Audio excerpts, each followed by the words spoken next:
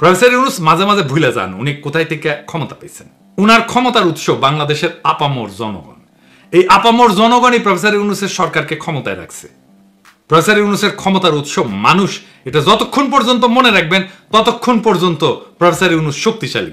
সাধারণ মানুষ উনার পিছন থেকে সরে গেলেই উনি শক্তিহীন। উনাকে উস্তে দেওয়ার জন্য অনেকে মুখায় আছে, ইন্ডিয়া মুখায় আছে, ওয়াকার মুখায় আছে, বিএনপি মুখায় আছে, আওয়ামী লীগ মুখায় আছে। এরা কেউ সফল হইতে পারতেছে না, কারণ সাধারণ মানুষ পাহাড়ের মতো দৃঢ় ঐক্য নিয়ে প্রফেসর ইউনূসের পিছনে দাঁড়াইছে। প্রফেসর ইউনূস তার এই ক্ষমতার উৎসকে যদি অস্বীকার করেন, সেই মুহূর্তে ওনার পতন, ওনার সমস্ত শত্রু ওনাকে ধ্বংস করে ফেলবে। তাই প্রফেসর ইউনূসের প্রতি এটা সতর্ক বার্তা, বাংলাদেশের সাধারণ মানুষের ধর্মীয় বিশ্বাস, সামাজিক মূল্যবোধ এর বিরুদ্ধে কখনো দাঁড়াবেন না। আপনি মনে রাখবেন বাংলাদেশের খুব সাধারণ মুসলিম সমাজ আপনার পেছনে দাঁড়াইছে। তার সমস্ত সমর্থন, আত্মার সমস্ত শক্তি নিয়ে আপনি শক্তির ভালোবাসাকে উপেক্ষা করবেন না। নারী বিষয়ক সংস্কার কমিশন তার রিপোর্ট জমা দিছে। তো প্রফেসর ইউনূস সেই রিপোর্টের কিছু অংশ ওনার ফেসবুকে শেয়ার দিচ্ছেন। এটা নিয়ে শুরু হয়েছে নানা সমালোচনা।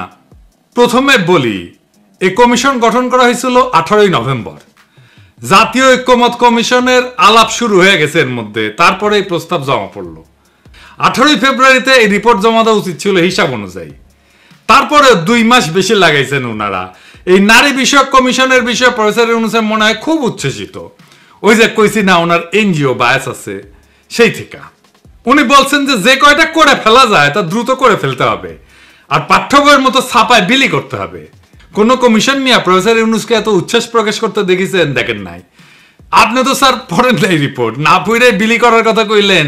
এটা ছাপায় বিলি করতে গেলে আপনার সরকারের লোকেরা মার খেয়ে ভুট্টো হয়ে যাবে, আগে সাবধান করে দিলাম। এটা সামাল করে স্যার, উনারা কামের চাইতে আকামে বেশি পটু।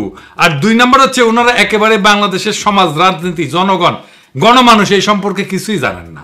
আপনি বলবেন এখানে শেরিনাপার মতো মুরব্বী আছেন, তাদেরকে আমি এই কথা বলতে পারি যে পারি স্যার। শেরিনাপা কইলেই সেটা অমৃত হয়ে যায় না। উনারে আমরা কিছু বলি না জাফরুল্লাহ ভাইয়ের সম্মানে, কিন্তু উনি একজন পার ইসলামোফোব মহিলা। আর এই কমিশনে যারা আছেন তাদের বেশিরভাগই তাই। উনাদের মিশন হইতেছে নারীর কান্দে বন্দুক রেখা ইসলাম কোপানির রাজনীতি করা। নারী কমিশন বলছে ধর্মীয় আইন মেনে চলা বাধ্যতামূলক জন্য নারীদের প্রতি বৈষম্য হচ্ছে। আপনি নিজেই শেয়ার দিয়া কইছেন ধর্মীয় আইন অনুসরণ করা যে কোনো ধর্মের অনুসারীদের জন্য বাধ্যতামূলক। ধর্মের অনুসারীরা তো আনন্দ চিত্তে সেটা অনুসরণ করেন এবং মেনে চলেন। কেউ যদি দাবি করে ধর্মীয় অনুশাসন মেনে চলার জন্য বৈষম্য হচ্ছে, এটা খুবই বাজে অনুসিদ্ধান্ত। এর অর্থ হচ্ছে ধর্মীয় আইন মানা যাবে না, আর চূড়ান্ত মানে হচ্ছে ধর্ম থেকে দূরে থাকতে হবে। এটাই স্যার বাঙ্গু সেকুলারদের চুলকানি, আর এই চুলকানিকে আপনি প্রমোট করেছেন। এই কমিটি প্রতিনিধিত্বমূলক না, বাংলাদেশের আপামর নারীদের অংশগ্রহণ নাই এই কমিটিতে। যারা সংস্কারের নামে ধর্মীয় আইনের বিরুদ্ধে কৃপান তোলে, বাংলাদেশের মানুষ তাদের সংস্কার প্রস্তাব ছুঁড়ে ফেলে দেবে। আবার দেখেন, যৌনকর্মীদের শ্রমিকের মর্যাদা দেওয়ার কথা বলছেন। ওনাদের মাথায় যে কোন দেশ থাকে আদর্শ হিসাবে জানি না, হয়তো পশ্চিম থাকে। পশ্চিমের চিন্তা, পশ্চিমের প্র্যাকটিস ওনারা চাপাই দিতে চান বাংলাদেশের উপরে, ঝামেলা বাঁধে সেইখানে। কিন্তু ওনারা তো পশ্চিমের যে ডাইভার্স প্র্যাকটিস সেটা নিয়ে জানেন না, ওনাদের সেই জ্ঞানও নাই। আমার অনুমান ওনারা কিছুই জানেন না। ধরা যাক ফ্রান্সে কি নিয়ম জানেন? সুইডেন, নরওয়ে, ফ্রান্স এই সমস্ত দেশে যৌনকর্মী না, বরং ক্রেতাদের যারা যৌন সেবা গ্রহণ করে তাদের শাস্তির আওতায় আনা হয়। এদেরকে বলা হয় নর্ডিক মডেল।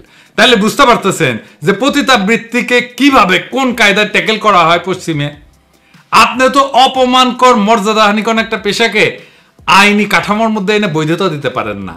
আপনারা পতিতাবৃত্তিতে ইন্ডাস্ট্রি বানাইতে চাইতেছেন, সেখানে টাকা বিনিয়োগ হবে, আর বাংলাদেশের নারীরা সেখানে শ্রমিক হিসেবে কাজ করবে। মানে পতিতাদের অ্যাপয়েন্টমেন্ট লেটার দিবে, পেনশন থাকবে, প্রমোশন হবে, পতিতারা ট্রেড ইউনিয়ন করবে। Are you crazy? মাথা মতো ঠিক আছে আপনাদের? নারীদের সম্মানজনক কর্মসংস্থান করতে হবে, এটা যদি লক্ষ্য হয় তাহলে এমন ব্যবস্থা করেন যোগ্যতার যোগ্যতা অনুসারে সকল নারীর কর্মসংস্থানের জন্য বাংলাদেশের পুরুষদের যদি আধা পেটে খায় থাকতে হয়, তাহলে সেটাও বাংলাদেশের পুরুষেরা মেনে নেবে। কিন্তু এটা মানবে না, আগুন জ্বালায় দিবে। মাথায় রেখেন, আগুন নিয়ে খেলেন না। রাষ্ট্রের কাজ হইল সব নাগরিকের জন্য যুক্তিপূর্ণ, কার্যকর এবং ন্যায্য নিয়ম তৈরি করা। মোট কথায় নাগরিকের অধিকার প্রতিষ্ঠা করা। কি অধিকার? লিগাল রাইট, পলিটিক্যাল রাইট আর ইকোনমিক রাইট, এই তিনটা। এটাই রাষ্ট্রের নির্দিষ্ট কাজের এলাকা, এটাই রাষ্ট্রের কাজ। রাষ্ট্রের দায়িত্ব খুবই স্পষ্ট। এই দায়িত্বগুলাই সব নাগরিকের প্রতি রাষ্ট্রের দায়িত্বের সাথে যুক্ত। সব নাগরিকের অধিকার নিশ্চিত করা, এটা পলিটিক্যাল রাইট। আইন তৈরি এবং প্রয়োগ করা সব নাগরিকের জন্য এটা লিগ্যাল রাইট, আর সুযোগ এবং সম্পদের সমভাবে বিতরণ করা এইটা ইকোনমিক রাইট। রাষ্ট্রকে নাগরিকের ইন্ডিভিজুয়াল রাইট প্রতিষ্ঠা করতে হয়। এই নারীবাদীরা ইসলাম কোপানির খায়েশ নিয়ে যেটা করতে যায় সেটা হইতেছে নারীর সম্পত্তির অধিকার নিয়ে কথা বলে। তারা বলে ধর্মের জন্য নারীরা বৈষম্যের শিকার হচ্ছে, সেজন্য বলছে ধর্মীয় অনুশাসন মানায় বৈষম্যের শিকার হয় নারীরা। এই বৈষম্য থেকে বাঁচতে বাবার সম্পত্তিতে নারীর সমান অধিকার দরকার। এটা হিন্দু মুসলমান কেউই মানবে না। আচ্ছা বলেন তো, সম্পত্তি তো আমার, সেটা আমি কিভাবে বন্টন করব আমার উত্তরাধিকারের কাছে, সেটা একান্তই আমার ইচ্ছা। এটাকে আইনের ভাষায় বলে উইল। আপনারা শোনেন না উইল করে দিয়ে যায়, বিদেশে দেখেন না বিড়ালের নামে উইল করে দিয়ে যায়। আমার সম্পত্তি আমি যাকে খুশি লিখে দেব, আমি আমার সন্তানদেরকে না দিয়ে আমি বিড়ালকে দিয়ে যাব, এটা আমার ইচ্ছা, এটা আমার উইল। এইখানে কারো কিছু বলার নাই। রাষ্ট্র দেখবে আমার যেটা ইচ্ছা সেটা বাস্তবায়িত হচ্ছে কিনা, এটাই রাষ্ট্রের অধিকার, এটাই রাষ্ট্রের দায়িত্ব। রাষ্ট্রের বলার কথা না আমি কাকে কতটুকু দেব সম্পত্তি, এইটা রাষ্ট্র ঠিক করে দেবে না, রাষ্ট্র আমার ইচ্ছাকে মর্যাদা দেবে, সেটাই রাষ্ট্রের দায়িত্ব। কিন্তু এই নারীবাদীরা বলে সম্পত্তিকে সমানভাবে ভাগ করে দিতে হবে। আমি যদি আমার মেয়েকে বেশি দিতে চাই পারবো না? অবশ্যই পারবো, এটাই আমার উইল। আমার ব্যক্তিগত সম্পত্তি আমি কিভাবে আমার উত্তরাধিকারের কাছে দেব সেটা একান্তই আমার নিজের সিদ্ধান্ত। দুনিয়ার কোনো রাষ্ট্র এটা হাত দেয় না। ইউরোপে কেউ মানবে যদি রাষ্ট্র বলে তুমি তোমার উত্তরাধিকারের মধ্যে এইভাবে বন্টন করে দাও সম্পত্তি? মানবে না। কিন্তু বাংলাদেশের নারীবাদীরা এটা করতে চায়, কারণ এই অসিলায় তারা ইসলাম কুপাইতে পারে। এটা ইসলাম কুপানির ইন্ডিয়ান তরিকা। তো এখন কইতে পারেন দাদা কিছু এলে ইন্ডিয়া ঢুকায় দেয়। আপনারা ভারতে মুসলমানদের ওয়াকফ সম্পত্তি এই মোদি গ্রাস করতে চায়, শুনেছেন না? কিভাবে গ্রাস করতে চায় জানেন? ইউনিভার্সাল সিভিল কোডের নামে। এইটা কি? এই ওয়াকফ সম্পত্তি যেটা মসজিদ, মাদ্রাসা, কবরস্থান এই তিনদের জন্য দাঁড় করা হয়, তার পরিমাণ হইতেছে 6 লাখ একরের বেশি ভারতে। এটা মুসলমানদের একটা বিরাট বড় সম্পদ, সামাজিক সম্পদ। এই বিশাল সম্পদের উপর আজ সবচেয়ে বড় হুমকি হয়ে উঠছে তথাকথিত ইউনিফর্ম সিভিল কোড।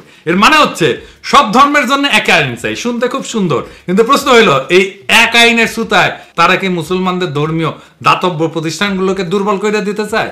আসলে চায়। হ্যাঁ, ওয়াকফ মানে হচ্ছে স্থায়ী দান।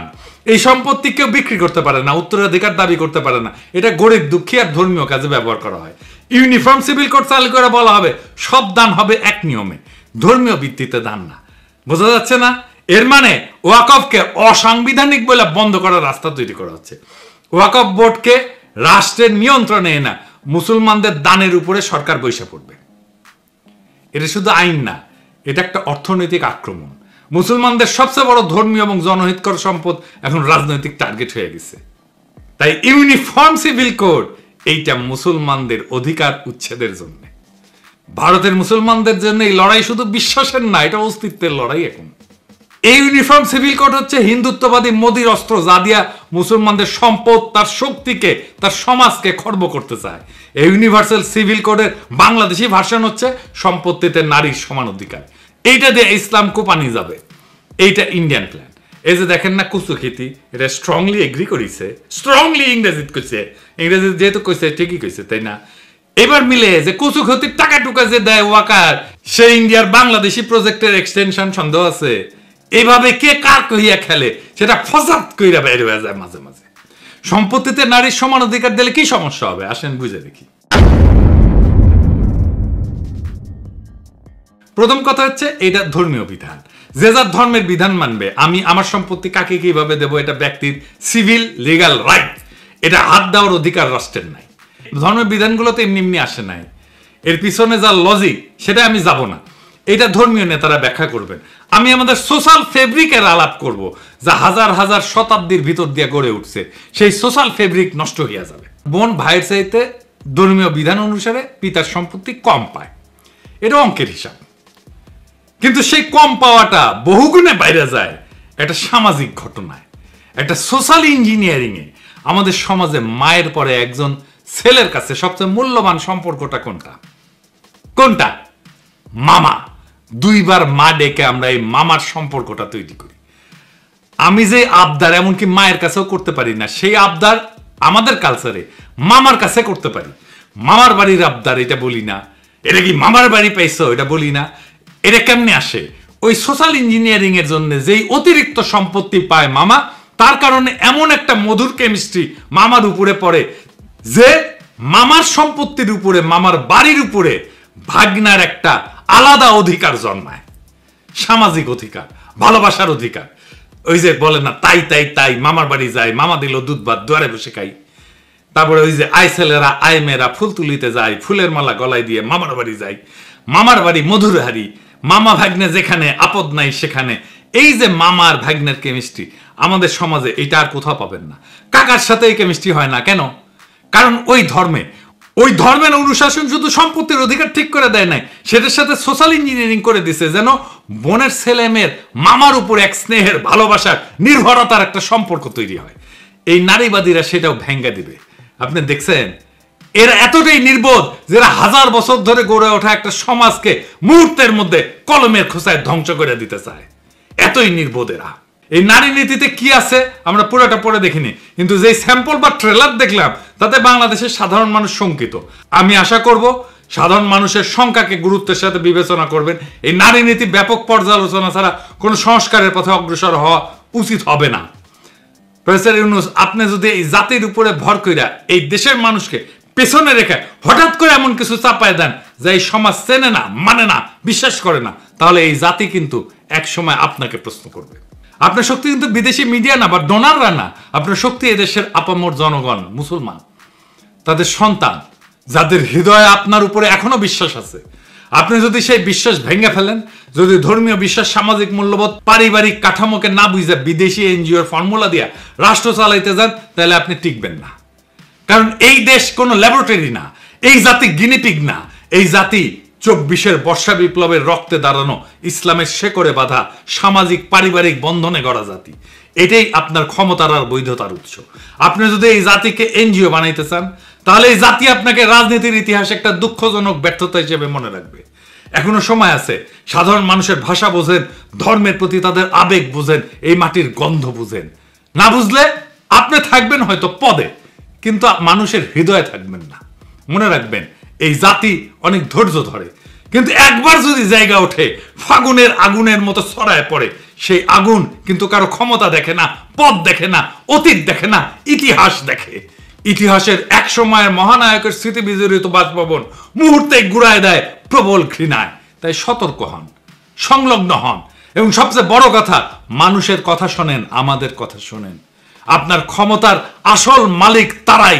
ইনকিলাব জিন্দাবাদ।